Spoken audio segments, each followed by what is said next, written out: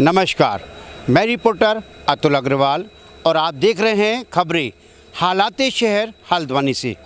हमारा YouTube channel हालात शहर सब्सक्राइब करें, बेल आइकॉन दबाना ना भूलें और देखते रहें खबरें हल्द्वानी से। प्रदेश में मुद्दा बहुत ही उजागर हो रहा है। कुंभ मेले में जो कोरोना टेस्टिंग की गई थी उसके खिलाफ कई दल और कई सामाजिक पार्टियां लामबंद हो गई हैं। इसमें क्या कहना है आपका? देखिए अतुल जी, मैं पहले आपको बता दूं, जो कुंभ का फर्जीवाड़ा है वो शरद पंत जी द्वारा, उसमें जो मास्टरमाइंड है शरद पंत, जिन्होंने फर्जीवाड़ा किया है उनका नाम सामने आ रहा है। और सोचने का विषय यह है, जो शरद पंत है वो भाजपा के वरिष्ठ लीडरों, उच्च पदाधिकारी लोगों के संपर्क में रहा है। आजकल सोशल मीडिया पे आप देख रहे होंगे कि उसकी कई फ़ोटो उनके साथ वायरल हैं, तो कहीं ना कहीं उसके तार भाजपा से जुड़ते नज़र आ रहे हैं। और मैं आपको बता दूं कि जो शरद पंत है उसे ठेका, उसका जो समापन था ठेके का, वो अप्रैल महीने में होना था, फिर भी मई में टेस्टिंग चली।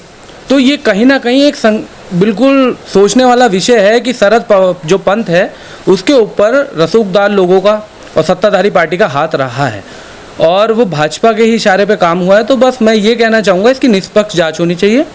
और जो हरिद्वार में हुआ है कुंभ के, उससे इसे मैं भाजपा को माफ़ी मांगनी चाहिए, क्योंकि देश ने जो कोरोना हमारे प्रदेश में और हमारे देश में फैला, उसका कहीं ना कहीं जो कारण रहा है वो कुंभ भी रहा है। वही बात की जाए, कुछ मामले ऐसे हल्द्वानी में भी आए हैं, जो लोग टेस्टिंग के लिए घर पर सैंपल लेने आए, वो कई परिवारों से सैंपल भी ले गए और एक भारी रकम भी ले गए। उसके बावजूद ना ही तो उन व्यक्तियों को आज तक रिपोर्ट मिली, ना ही उनका पैसा वापस मिला। तो मैं आपको वही बता रहा हूँ ना अतुल जी, शासन जो सत्ताधारी पार्टी है भाजपा पार्टी, इसने जो भी कार्य किए ना वो सिर्फ हवा में किए। इन्होंने अपनी जिम्मेदारी और अपने प्रदेश के लोगों को अपना ना समझकर ये सारे कार्य किए। इन्होंने सिर्फ एक बवाल टलाई करी है। अगर मैं आपको संक्षिप्त में कह दूँ तो सिर्फ एक बवाल टलाई करी है, जिसमें जनता को दरकिनार इन्होंने कर दिया और जनता के हितों के लिए सोचा नहीं, जिसकी वजह से उन्हें इतने बड़े फर्जीवाड़े का सामना करना पड़ रहा है आज। वही बात की जाए, जब प्रदेश में और शहर में कोरोना संक्रमितों की लगातार संख्या बढ़ती जा रही थी, तब स्वास्थ्य सेवाएं ध्वस्त थीं। आज कई 100 करोड़ का एक मेडिकल कॉलेज में हॉस्पिटल बनाया गया है, आज मरीज नहीं है। तो ये आखिर जो करोड़ों रुपया खर्च किया गया है, इसका औचित्य क्या है? देखिए अतुल जी, हमारी प्रदेश सरकार को जब पिछले साल कोरोना आया था, उसमें पूरा 1 साल का टाइम मिला था, जिसमें उन्हें जनता के हितों को समझते हुए और सोचते हुए कोरोना की जो स्थिति थी उसे ध्यान में रखते हुए कि ये आगे बढ़ सकती है, उचित कदम उठाने चाहिए थे। पर आप देखिए, सिर्फ और सिर्फ वो अपने सत्ता के नशे में चूर थी और अब भारत में अपना राज करना चाह रही थी, और उसमें सिर्फ चुनाव में वो लग गए और सिर्फ उनका एक उद्देश्य था कि हम किसी तरह सरकार बना लें। उन्होंने कोरोना की बीमारी को ऐसे ही दरकिनार कर दिया, जिसका सामना हमारे प्रदेश को और पूरे देश को इस बार सेकंड जो वेव आई उसमें देखना पड़ा, जहां उनके पास कोई उचित इंतजाम नहीं थे। जनता भगवान के भरोसे और जो हमारे डॉक्टर कार्य कर रहे थे उनके भरोसे थी। उचित व्यवस्था नहीं थी हॉस्पिटलों में, उपकरण नहीं थे। अब वो सब, उसकी वजह से कितने लाखों लोगों की मृत्यु हुई। ये सब भाजपा को सोचना चाहिए था। और रही बात उसकी कि अब वो होता है ना, अब पछताए होत क्या जब चिड़िया चुग गई खेत। अब जो लाखों लोग इतने बेचारे की मृत्यु हुई, कितने परेशान हुए, उसके बाद इन्होंने अब जाके व्यवस्था कर रहे हैं, वो भी जब पूरा देश जागरूक हुआ, पूरे देश ने आवाज़ उठाई। जब इन्हें लगा कि इनकी कुर्सी खिसक रही है, तब इन्होंने जनता को प्रलोभन दे दिया, जो ये पहले से करते आ रहे हैं, वो प्रलोभन दिया और अब ये कार्य में लगे हुए हैं। मैं तो अभी भी ये कहना चाहता हूँ कि जैसे थर्ड वेव की बात चल रही है, इन्हें उचित कदम उठाने चाहिए और हमें थर्ड वेव भगवान करे ना आए, मगर अगर कुछ ऐसा हो जाता है तो उसके लिए पूर्णतः तैयार रहना चाहिए, जिससे जो स्थिति इस बार हमारे प्रदेश ने झेली वो आगे कभी ना झेल पाए। वही बात की जाए, जो हमारे प्रदेश के मुखिया हैं, उनके कार्यकाल के दौरान 6 महीने के अंदर उपचुनाव होना अनिवार्यता है। क्या उपचुनाव होंगे?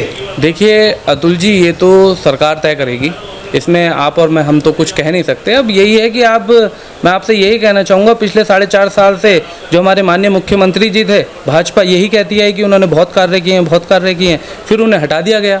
ये एक उदाहरण था कि हमारे उत्तराखंड में कोई कार्य नहीं हुए, मुख्यमंत्री जी विफल रहे। अब दूसरे मुख्यमंत्री जी लाए हैं तो अभी उन पे भी चर्चा का विषय बना हुआ है कि वो क्या कर रहे हैं, क्या नहीं कर रहे हैं। अभी सुखबुगाहट ये हो रही है कि प्रदेश में जल्द ही मुख्यमंत्री बदले जाएंगे। तो ये वही है ना, भाजपा की विफलताएं, और भाजपा सिर्फ और सिर्फ अपने जो कुकर्म है उन्हें ढकना चाहती है। तो उसके लिए वो कुछ भी कदम उठा सकते हैं, चाहे वो प्रदेश को ऐसी स्थिति का कैसे भी सामना करना पड़े, क्योंकि जनता को तो इन्होंने भगवान भरोसे छोड़ दिया है ना। राम के नाम पे सरकार बनाने वाले आज लोगों से कह चुके हैं, भैया तुम भी राम के भरोसे रहो। वहीं अभी सोशल मीडिया पे एक बयान वायरल हो रहा है कि बहुत ही जल्दी प्रदेश में बदलाव आने वाला है। कुछ कांग्रेसी दिग्गज लीडर भाजपा में हो सकते हैं शामिल। देखिए, ये तो मैं आपको बता दूं, ये सब झूठ है और मुझे नहीं लगता कि कांग्रेस परिवार का कोई भी सदस्य भाजपा ज्वाइन करना चाहेगा, क्योंकि आज का जनता भाजपा की असलियत जान चुकी है और वो पहचान चुके हैं। इनके मंत्री लोग आजकल मुंह छुपाए घूम रहे हैं, ना मीडिया के सामने आना चाहते हैं, ना आप जनता के सामने आ पाएंगे। तो मैं नहीं मानता कि इस स्थिति में कांग्रेस का कोई भी इनसे संपर्क करेगा। हाँ, ये हो सकता है कि ये लोग कहीं कांग्रेस से संपर्क ना कर रहे हैं। अभी पीछे ही निवर्तमान मुख्यमंत्री हरीश रावत द्वारा एक बयान दिया गया था कि जो बागी रूट कर पार्टी से चले गए थे उनका मैं स्वागत करता हूं। देखिए, वो तो हमारे सरकार के जो कांग्रेस पार्टी है उसके वरिष्ठ लोगों का निर्णय रहेगा, उसमें हमारा कुछ बोलना उचित नहीं है। और अगर कोई हमारी पार्टी में आना चाहता है जो गया था, उसका स्वागत है, क्योंकि अगर उन्हें अपनी गलती का एहसास हो जाता है तो ठीक है। वहीं बात की जाए, जनता बहुत विश्वास के साथ मतदान करती है, यानी कि अपना वोट देती है, और चुनाव जीतने के बाद ये दल बदल की जो राजनीति है, आखिर इस पे अंकुश कब लगेगा? देखिए, इस पे अंकुश तो लगना ही चाहिए, क्योंकि जनता विश्वास करती है पार्टी पे और जनता विश्वास करती है लीडर पे, और ये लीडर अपने स्वार्थ के लिए कुछ भी कर देते हैं, तो इस पे अंकुश लगना चाहिए। और बस मैं आपसे यही कहना चाहूँगा कि जो जनता है वो सोच समझ कर, दिल पे हाथ रख कर जब वोट देने जाते हैं, इंसान को देखें और पार्टी की विचारधारा देखें कि वो किस तरीके से देश की राजनीति करना चाहती है। जैसे मैं आपको बता दूं, भाजपा पार्टी सिर्फ और सिर्फ धर्मों को बांटने का कार्य करती है, और जो और भी पार्टी है, कांग्रेस पार्टी एक लौटी ऐसी पार्टी है जो कहती है हम सब भारतीय हैं और हमें सभी को भारतीय बन के रहना चाहिए, सबको एक प्रेम के साथ डोर में बांधना चाहिए, ना कि धर्म जाति के विवाद करने चाहिए। वही जनता का मत है कि हमने 10-20 साल से राज्य बनने के बाद दोनों पार्टियों को देख लिया, अब हम तीसरा विकल्प चाहते हैं। देखिए, ऐसा तो कुछ नहीं है, जनता को पता है कि उसे क्या करना है, और तीसरा विकल्प ऐसी कोई बात नहीं है। देखिए, कांग्रेस ने भी बहुत कार्य किए हैं देश के लिए, और कांग्रेस एक ऐसी पार्टी है जो सभी को एक सूत्र में बांध के रखना जानती है। तीसरा विकल्प और जनता, देखिए, वो जनता का है, मैं नहीं मानता कि जनता तीसरा विकल्प जा रही है, क्योंकि अगर चाह रही है तो आपको देखिए दिख जाएगा। अभी ज़्यादा टाइम नहीं है चुनाव का, आपके सब सामने है। और रही बात आप पार्टी की भी, तो आप मुझे बता दीजिए कि पार्टी, आप पार्टी में भी कौन लोग हैं, आप मुझे बताइए ना।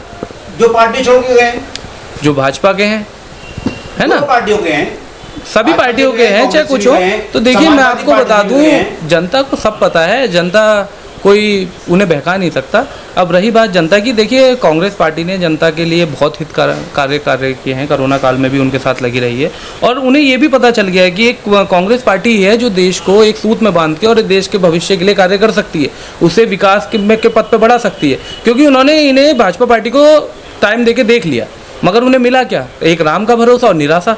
तो अब जनता समझदार है, और देखिएगा आप उत्तराखंड में कांग्रेस पार्टी अपनी सत्ता बनाएगी और कांग्रेस पार्टी उत्तराखंड में फिर से विकास का पथ आगे बढ़ाएगी। एक अंतिम सवाल आपसे, 2007 से हल्द्वानी में एक मुद्दा हर चुनाव में उभरता है, रेलवे को लेकर, क्या इस बार ये मुद्दा जड़ से खत्म होगा?